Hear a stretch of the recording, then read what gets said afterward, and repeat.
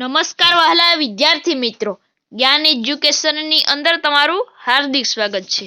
મિત્રો, આજના વિડીયોની અંદર આપણે ધોરણ 6 માં જે સ્વાધ્યાય પોથીમાં જે ભાગ નંબર 4 છે, જેમાં સંસ્કૃતમાં વિષયમાં આપણે પાઠ નંબર 3 જોવાના છે, જેનું નામ છે કરોમી। તો તેનું આપણે સંપૂર્ણ સોલ્યુશન કરવાના છે। તે પહેલા મિત્રો, આપણી ચેનલને લાઈક, શેર અને સબસ્ક્રાઇબ કરી દો। તો હવે આપણે જોઈએ પ્રશ્ન નંબર 1। નીચે લખેલા વાક્યોનું અનુલેખન કરવાનું છે। એટલે અનુલેખન કરવાનું એટલે મિત્રો અહીં આપણે જોઈને લખવાના છે। તો અહીં જોઈ છે પેલું અહમ પાઠશાલામ ગચ્છતિ, તો તેનું આપણે જોઈને લખવાનું।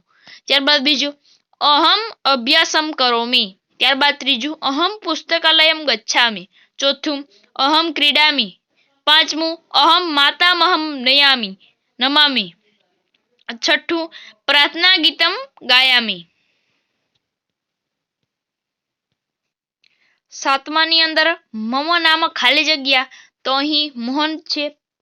ત્યારબાદ તમે તમારું નામ લખવાનું છે। આઠમાની અંદર અહમ ભોજનમ ખાદામી। અહમ ભોજનમ ખાદામી। નવમું અહમ નૃત્યમ કરોમી। દસમું અહમ ગૃહમ ગચ્છામિ। ત્યારબાદ પ્રશ્ન નંબર 2।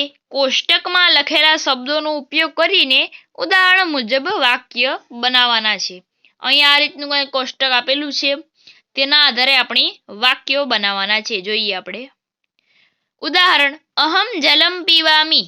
ઉત્તર અહમ ક્રીડાંગણમ ગચ્છામિ। બીજું છે અહમ પ્રાર્થના ગીતમ ગાયામિ। ત્રીજું અહમ ભોજનમ ખાદામિ। અહમ મિત્રમ સ્મરામિ। અહમ ચિત્રમ પશ્યામિ। અહમ જલમ પીબામિ। અહમ પત્રમ લિખામિ। ત્યારબાદ પ્રશ્ન નંબર 3। ચિત્રના આધારે ક્રિયાપદ લખવાનું છે।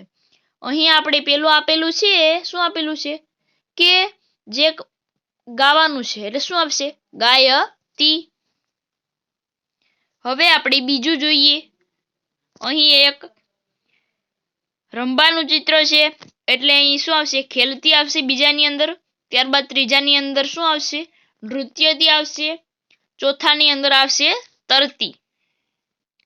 ત્યારબાદ પાંચમાની અંદર ઘોડો દોડી રહ્યો છે, એટલે દોડવાનું શું થાય છે તો કે ધાવતી। છઠ્ઠામાં તો કે પઠતી। ત્યારબાદ આપણે પ્રશ્ન નંબર 4 જોઈએ। તમારા શિક્ષક બોલે તે પ્રમાણે આપણે અહીં શ્રુતલેખન કરવાનું રહેશે। અહીં જોઈએ તો કે ભોજનમ, ત્યારબાદ ખાદામી, ત્યારબાદ પ્રાર્થના ગીતમ, ત્યારબાદ ગાયામી, ક્રીડાંગણમ, ખેલામી, ગીતમ ગાયામી અને ગૃહ કાર્ય।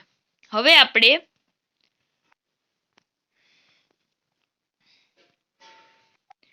પ્રશ્ન નંબર 5 જોઈએ।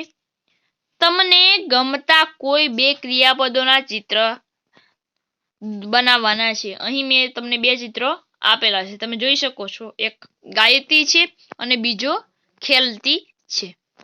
આ રીતનું આપણે ધોરણ 6 માં સંસ્કૃત વિષયમાં પાઠ નંબર 3 કરોમી નું જે સ્વાધ્યાય પોથીનો ભાગ નંબર 4 નું આપણે સંપૂર્ણ સોલ્યુશન જોઈ લીધું છે।